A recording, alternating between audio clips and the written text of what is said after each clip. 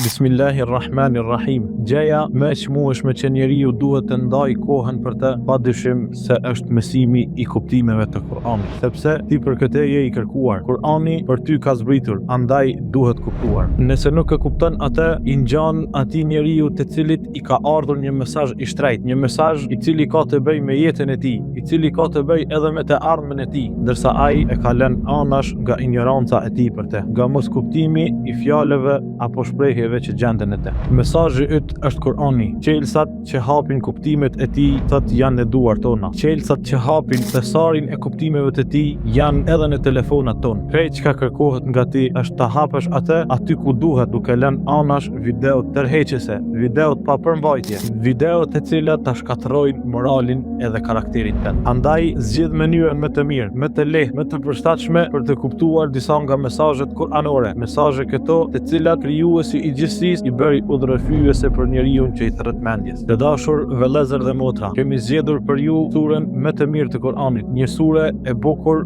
dhe e shkurtër, leximi i secilës është i rekomanduar për çdo natë, një sure e cila ndërmjetëson për ty në varr. Është sureja Mulk, kuptimet e secilës do të na shoqërojnë gjatë këtij Ramazani. مدرساتي خولة صحبي بكم ساعدت من أجل آيات ربي كان لقيانا على ربى الأنس شيدنا مدارسنا بالآي نروي فؤادا كان عطشانا بمدرساتي خولة صحبي بكم ساعدت من أجل آيات ربي كان لقيانا من أجل آيات ربي كان لقيانا.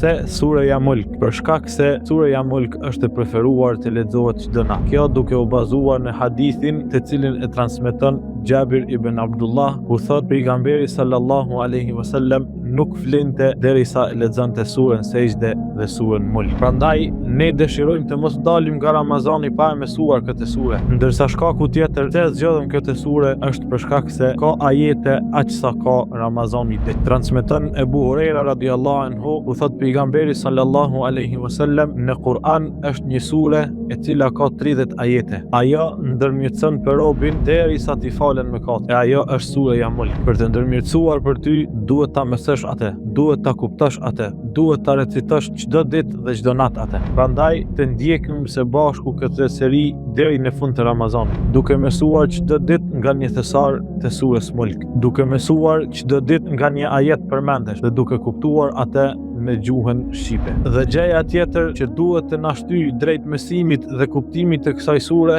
është edhe kuptimet madhështore që bart me vete kjo sure e bekuar. Flet për sovranitetin e Allahut. Allahu është absoluti, ka në dorë jetën dhe vdekjen tonë. Se ai është i plot fuqishëm. Flet për përsësurinë e tij në krijim, për meditimin rreth qiejve dhe tokës. Krejt kjo duke na ftuar të meditojmë në madhështinë e tij. Paralajmëron me dënim ata të cilët nuk e ndëgjojnë të vërtetën. Ai e din të fshehtën dhe të dukshmen. Ai është furnizuesi, është mbrojtësi më i mirë i njeriu, dhe se njeriu duhet të jetë mirënjohës dhe falënderues dhe i bindur ndaj Zotit të tij. Këto dhe mësimet e tjera do të na shoqërojnë neve gjatë mësimit të kësaj sure, për të na shërbyer pastaj gjatë gjithë jetës, derisa të korrim edhe atë frytin e fundit e që është ndërmjetësimi i saj për neve në varr. شيدنا مدارسنا بالآي نروي فؤادا كان عطشانا قرآن رب